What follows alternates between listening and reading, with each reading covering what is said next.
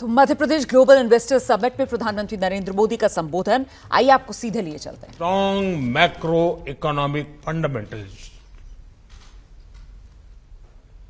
OECD has said that India will be among the fastest growing economies in the G20 group this year. According to Morgan Stanley, India is moving towards becoming the world's third largest economy in the next 4 or 5 years. The CEO of McKinsey had said that this is not only India's decade, but India's century. Institutions and credible voices that track the global economy have unprecedented confidence in India. The same optimism is also shared by global investors. Recently, a prestigious international bank conducted a survey. They found that a majority of the investors prefer India. Today, India is receiving record-breaking FDI. Even your presence among us reflects this sentiment. Friends, this optimism for India is driven by strong democracy, young demography, and political stability. Due to this, India is taking decisions that boost ease of living and ease of doing business. Even during a once-in-a-century crisis, we took the path of reforms. India has been on the path of reform, transform, and perform since 2014. The Atmanirbhar Bharat Abhiyan has imparted greater momentum to it. As a result, India has become an attractive destination for investment.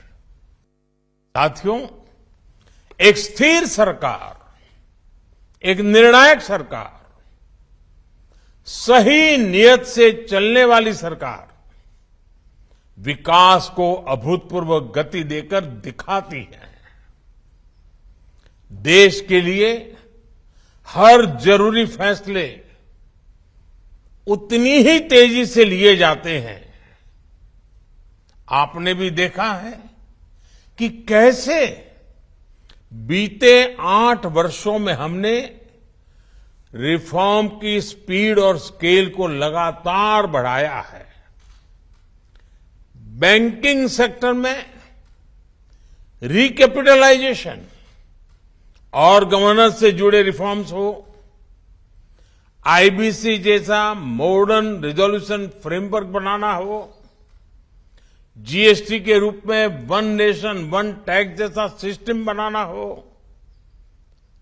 Corporate tax को globally competitive बनाना हो, sovereign wealth funds और pension funds को tax में छूट हो, अनेक sectors में automatic route से 100% एफडीआई की परमिशन देना हो, छोटी छोटी आर्थिक गलतियों को डिक्रिमिनलाइज करना हो, ऐसे अनेक रिफॉर्म्स के माध्यम से हमने इन्वेस्टमेंट के रास्ते से कई रोड़े हटाए हैं। आज का नया भारत अपने प्राइवेट सेक्टर की ताकत पर भी उतना ही भरोसा करते हुए आगे बढ़ रहा है। हमने डिफेंस, माइनिंग और स्पेस जैसे अनेक स्ट्रेटेजिक सेक्टर्स को भी प्राइवेट सेक्टर के लिए खोल दिया है।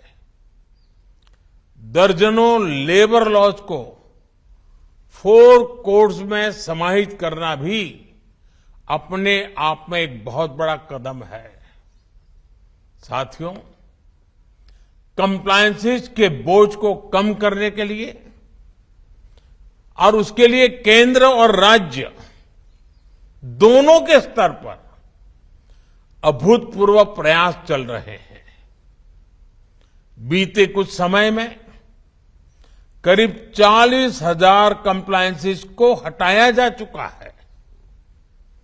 हाल ही में हमने नेशनल सिंगल विंडो सिस्टम शुरू किया है, जिससे मध्य प्रदेश भी जुड़ चुका है। इस सिस्टम के तहत अभी तक लगभग 50,000 स्वीकृतियां दी जा चुकी हैं। साथियों, भारत का आधुनिक होता इंफ्रास्ट्रक्चर, मल्टी मॉडल होता इंफ्रास्ट्रक्चर भी इन्वेस्टमेंट की संभावनाओं को जन्म दे रहा है।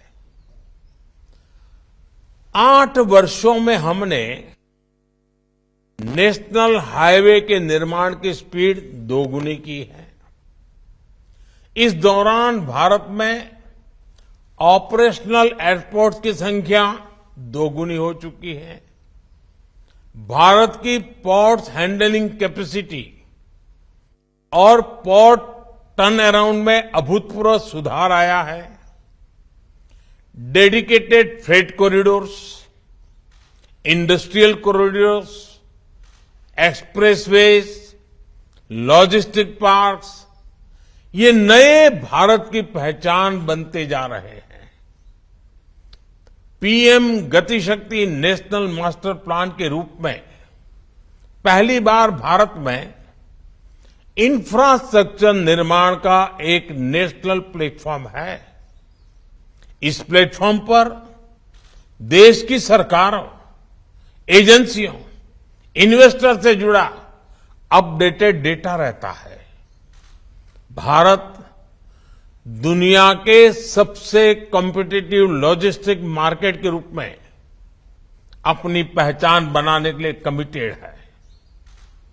इसी लक्ष्य के साथ हमने अपनी नेशनल लॉजिस्टिक्स पॉलिसी लागू भी की है। साथियों, भारत स्मार्टफोन डेटा कंजम्पशन में नंबर 1 है। भारत ग्लोबल फिनटेक में नंबर 1 है। Bharat IT BPN outsourcing distribution में नंबर 1 है। भारत दुनिया का तीसरा सबसे बड़ा एविएशन मार्केट और तीसरा बड़ा ऑटो मार्केट है।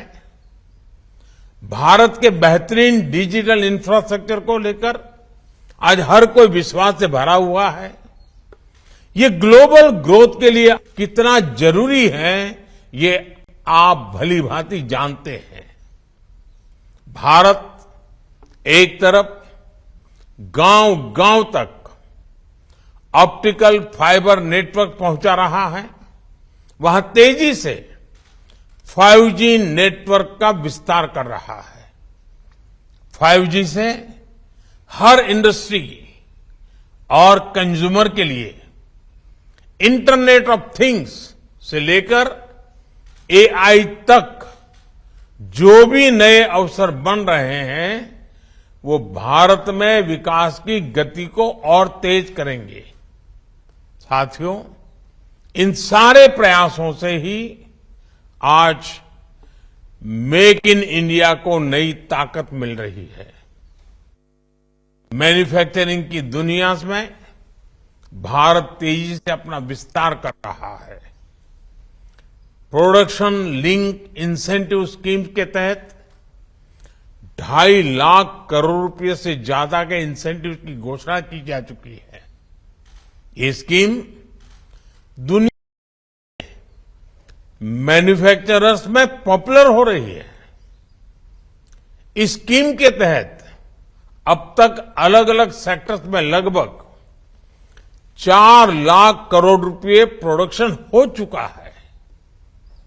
मध्य प्रदेश में भी इस स्कीम की वजह से सैकड़ों करोड़ रुपए का निवेश आया है। एमपी को बड़ा फार्मा हब बनाने में, बड़ा टेक्सटाइल हब बनाने में इस योजना का भी महत्व है। मेरा एमपी आ रहे इन्वेस्टर से आग्रह है कि पीएलआई स्कीम का ज्यादा से ज्यादा लाभ उठाएं। साथियों, आप सभी को ग्रीन एनर्जी को लेकर भारत की आकांक्षा से भी जुड़ना चाहिए। कुछ दिन पहले ही हमने मिशन ग्रीन हाइड्रोजन को स्वीकृति दी है। ये लगभग 8 लाख करोड़ रुपए के निवेश की संभावनाओं को लेकर आ रहा है। ये सिर्फ भारत के लिए ही नहीं, बल्कि ग्लोबल डिमांड को पूरा करने का एक अवसर है।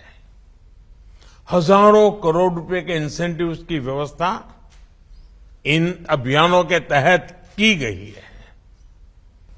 आप इस महत्वाकांक्षी मिशन में भी अपनी भूमिका जरूर एक्सप्लोर करें।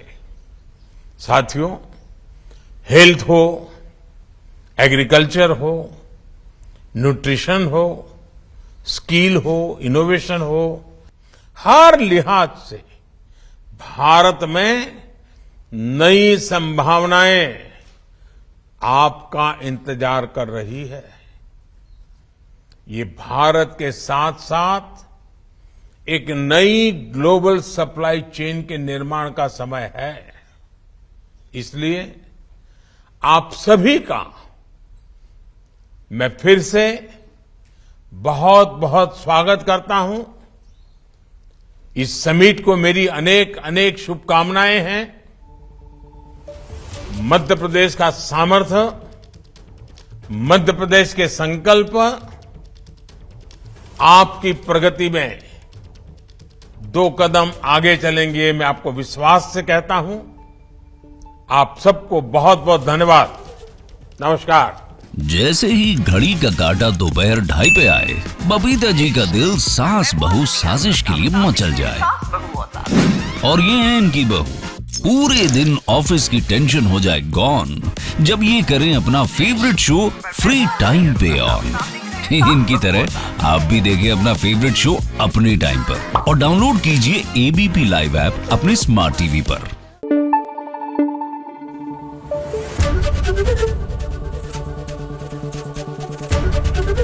एबीपी न्यूज आपको रखे आगे।